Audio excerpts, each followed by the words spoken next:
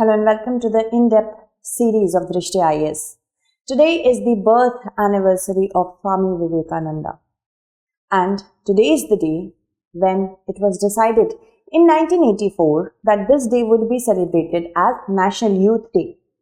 Moving ahead, we are going to discuss many things, specifically from the perspective of GS Mains Paper 1, the contribution, legacy and relevance of Swami Vivekananda in the 21st century will be discussed.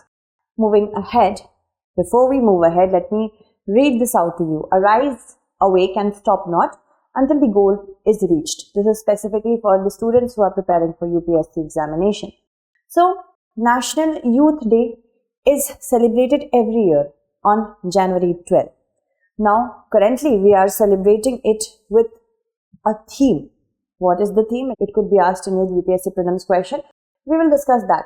So, in 1984, it was decided that we will celebrate January 12 as National Youth Day. First National Youth Day was observed in 1985. So, let me clear the confusion first. It's Swami Vivekananda's birthday. He was born on January 12, 1863. And his message to the youth was, "What I want is muscles of iron and nerves of steel, inside which dwells a mind of the same material as that of which thunderbolt is made." As a personality, he had developed ways in which the Hinduism could be interpreted from the Western lens, and that gave birth to Neo Vedanta. The current theme, which could be asked in your prelims exam, the theme for 2023 National Youth Day is 𝐈𝐀𝐒 𝐏𝐫𝐞𝐥𝐢𝐬 Bharat. That means if the youth of India is leading on a path to development, then only India could be developed. On this day, it is observed in many schools and colleges with processions, speeches, music, even youth conventions, seminars, yogasanas, also presentations, competitions in essay writing, recitations and sports every year, so that the youth can express itself to the maximum. Moving ahead, if we discuss the National Youth Day, this year we are going to talk about National Youth Festival, which is being celebrated in Karnataka's Hubballi. This year, the 4-day National Youth Festival is being celebrated in Hubballi. I really beg your pardon if I'm not pronouncing it correctly. So, Ministry of Youth Affairs and Sports along with Karnataka, they have convened or organized this festival. Also, a youth summit is being conducted where plenary discussions will be held on 5 themes stemming from G20 and Y20 events via future of work, industry innovation and 21st century skills, climate change and disaster risk reduction, peace building and also reconciliation, shared future youth in democracy and governance and health and well-being. So wherever the youth can contribute and play its role in driving the future of India, that all has been provided over here. Now, Swami Vivekanand was known by his birth name as well as Narendra Nath Datta. He was born in Kolkata on 12th January 1863. He graduated from Calcutta University, and while he was doing his graduation, he developed interest in philosophy, specifically Western philosophy and history. He was also a part for a time in the Brahmo movement. During the period of spiritual crises, he sought some sort of guidance. And then he, in order to, come over or cope up with his doubt, he met Sri Ramakrishna was suggested by an English professor of Swami Vivekananda. Then began a guru-disciple relationship, which is still very unique in the spiritual history. Sudden demise of his father rendered the family penniless, and also Ramakrishna was infested by disease. So what happens that this became a really difficult time for Swami Vivekananda.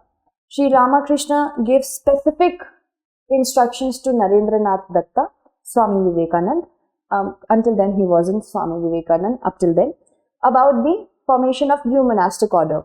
So, he took the blessings of Sri Sarada Devi, who was the divine consort of Sri Ramakrishna, and he left Bharanagar Mutt.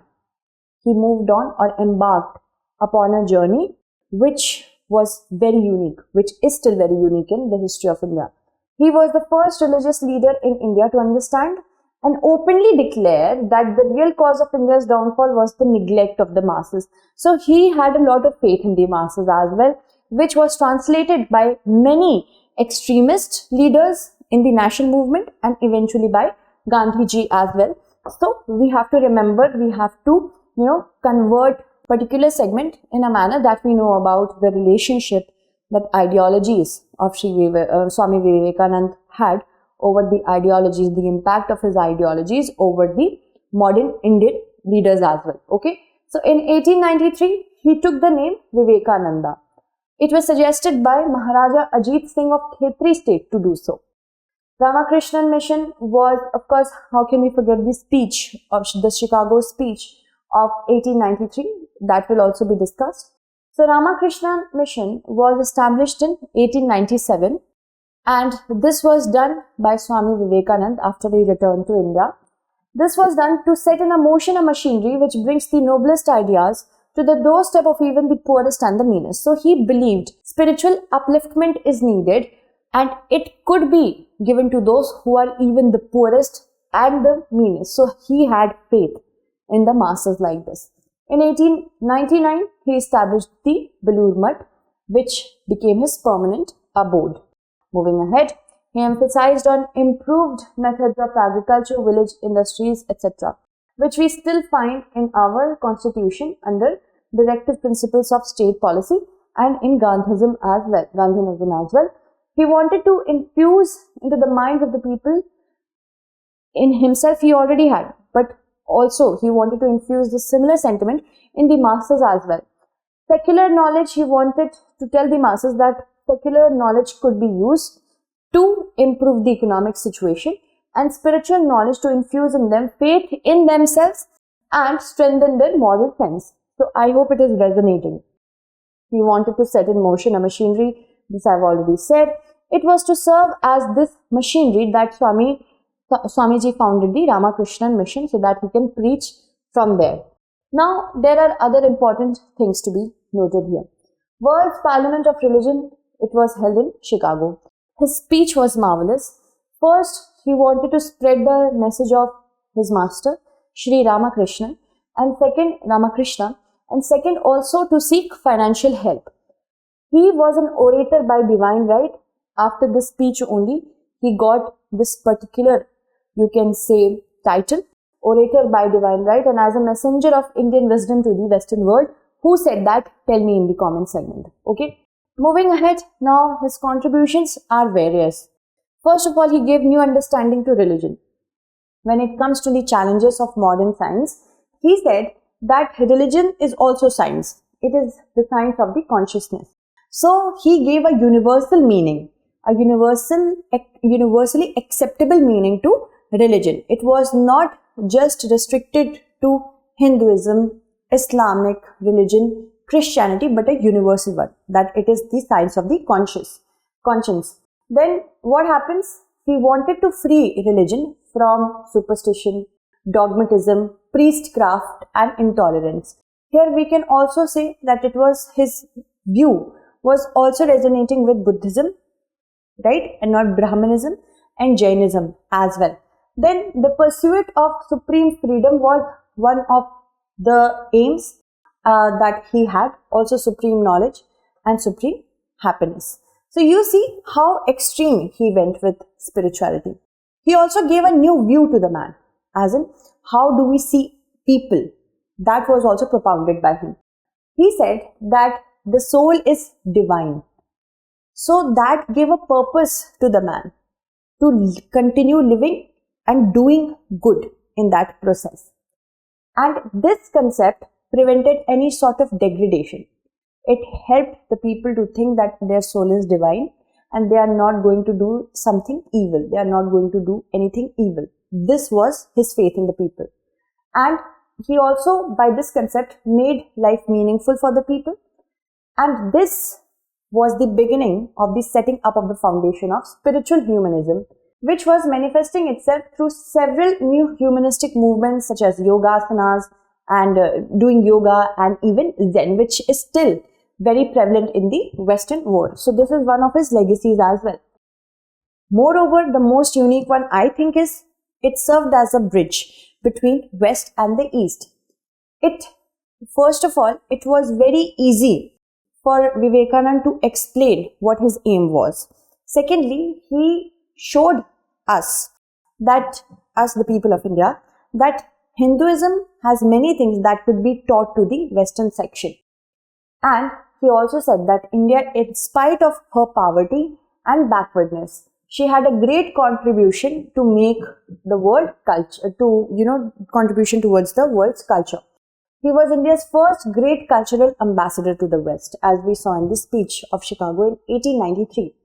And he mastered Western science and technology. He wanted the Indians to master Western science and technology and at the same time develop spiritually so that there was not any sort of differentiation between it. It could work in tandem, which is absent in the current scenario.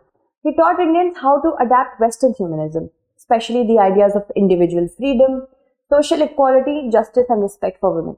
So it was a very beautiful cocktail that he made of West and East. So we have to give him that credit.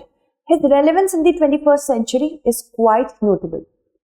The true foundations of culture and thus clearly defined and strengthened the sense of unity in India as a nation. So India did not develop as a nation just on the basis of geography, but also cultural commonness, historical commonness. It gave proper understanding to the people of their country's great spiritual heritage and the contributions. He pointed out to the Indians the drawbacks of Western culture so they can see that yes, Western is not superior to the Indian culture. It might be different, but back then, because the white man's burden theory was very much in the vogue, it was important for the people to know that they also had their cultural roots very strong. The need for India's contribution to overcome these drawbacks were also there, was also pointed out to the Indians by him. He said that India is on a nation with a global mission. We have to improve ourselves and thus we have to contribute to the Western culture as well. He gave a purpose to India's national movement like this.